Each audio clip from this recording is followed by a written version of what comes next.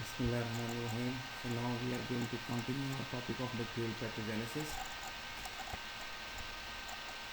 Today we are going to discuss about the various stages of bacterial pathogenesis, including transmission, evasion of host defense, then there is adherence of the bacteria to the mucosal membranes, then the bacteria is going to colonize at a specific site of adherence, after which there will be the actual disease symptoms that will be involving toxin production and the inflammatory response.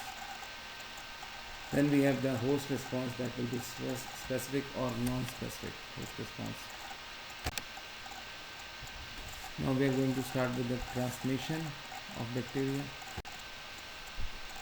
So the bacteria can be transmitted from one human to human through direct contact, like in case of gonorrhea. There can be placental transmission, like for example it's going to happen in case of congenital syphilis.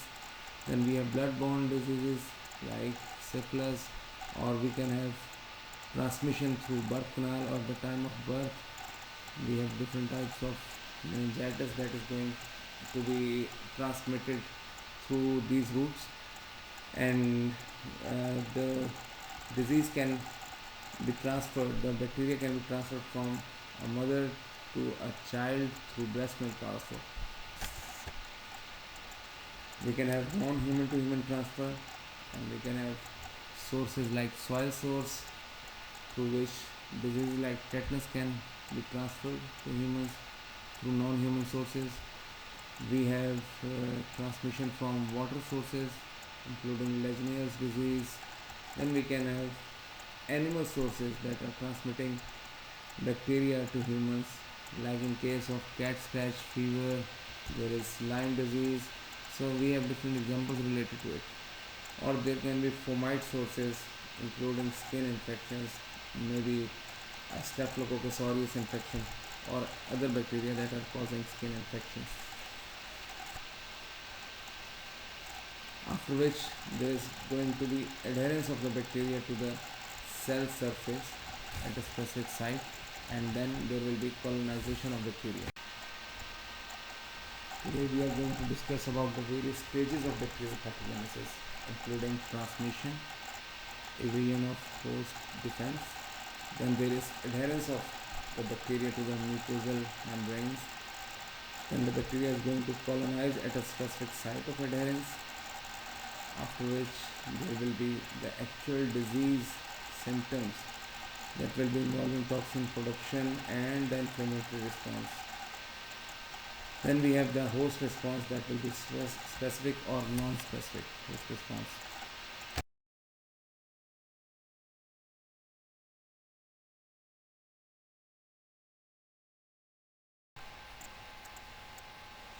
Then we have the host defense system. There are two main arms of host defense. One is the innate immunity, that doesn't involve proper stimulation of that host immune system, that can be through skin, through mucosa, through neutrophils, or the complement system. Then we have the acquired immunity response, that is including the antibody production through that antibody mediated immune system, or through the cell mediated immunity, the T cell or B cell response.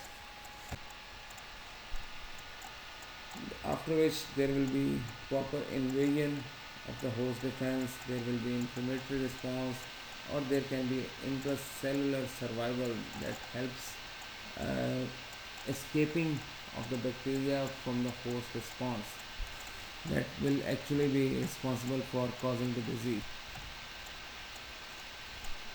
For that case, we have different enzymes that are secreted by various invasive bacteria like collagenase or hyaluronidase. These enzymes are also like they are just breaking up all the intracellular matrix and promoting the spread of bacteria, like in case of Streptococcus pyogenes, that is basically involved in sore throat infection or many skin infections. We can have example of coagulase enzyme that is secreted by Staphylococcus aureus. We have IgA protease that degrades IgA produced chiefly by Neisseria gonorrhoeae, Haemophilus influenzae, or Streptococcus pneumoniae. All these bacteria have this enzyme that is involved in the degradation of IgA. We can have leukocidins which can destroy both neutrophilic leukocytes and the macrophages. After which there is a role of capsule whenever the bacteria will be capsulated. Like we have three major examples of capsulated bacteria: Streptococcus pneumoniae, Neisseria meningitidis, and Haemophilus influenzae. All these examples, they are having capsule around them, and that capsule is having the antiphagocytic role that prevents the phagocytosis procedure, so helps promoting the growth of such kind of bacteria. We have other antiphagocytic factors like we have M proteins in case of group A streptococci, or we can have protein A in case of Staphylococcus aureus. Whenever we will be discussing these bacteria in detail, then we will have more focused knowledge of these kind of proteins. If a bacteria is having ability to get itself inside a cell, then it will promote its escape from the immune system. We have different bacteria that gets themselves inserted into various cells, like in case of Mycobacterium, Legionella, Listeria, all have property to invade a cell. There are also a few bacteria that that are obligate intracellular parasite. They cannot survive without entering into the cell, like chlamydia and Burkitt's. So about the major differences between the exotoxins and the endotoxins. You would be having the picture of gram-positive bacteria cell wall and the gram-negative bacteria cell wall in your mind. The exotoxin was secreted by both the gram-positive as well as the gram-negative bacteria, while the endotoxin is only the integral part of the cell wall of gram-negative bacteria. Exotoxin is basically polypeptide, while endotoxin is lipopolysaccharide. And the genes for the production of exotoxins are located over plasmids, while the genes for endotoxin production are located over the bacterial chromosome. The toxicity of exotoxin is higher than the toxicity of endotoxin. Exotoxins are having variable roles, while the endotoxin is having the same role everywhere. It will be involved in the production of interleukin 1 and TNF that will be leading to septic shock. So there will be variable effects in case of exotoxins, and in case of endotoxin we will be having fever and shock. Antigenicity of exotoxin is much stronger than that of endotoxin.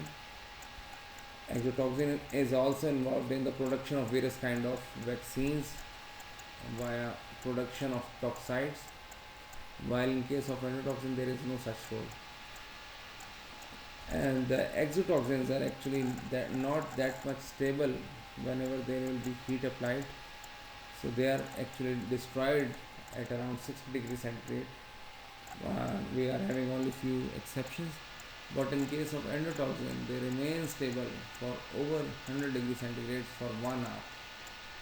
So the diseases related to exotoxins are like diphtheria or tetanus, while in case of endotoxin we are having the sepsis, the septic shock that is actually produced by endotoxin.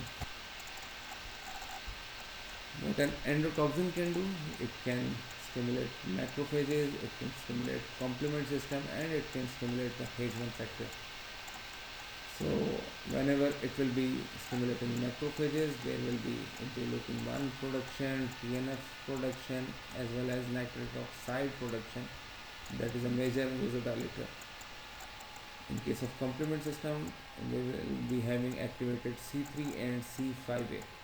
C3A is involved in edema production and hypotension, while C5A is involved in the chemotaxis procedure.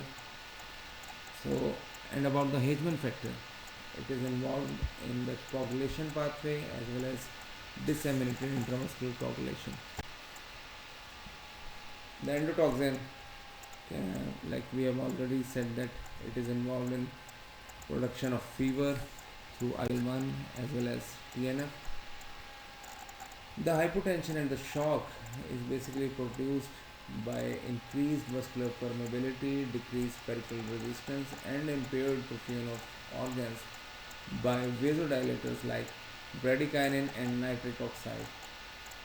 The disseminated intravascular coagulation is due to activation of coagulation system through H1 factor, resulting in thrombosis, tissue ischemia, leading to failure of vital organs.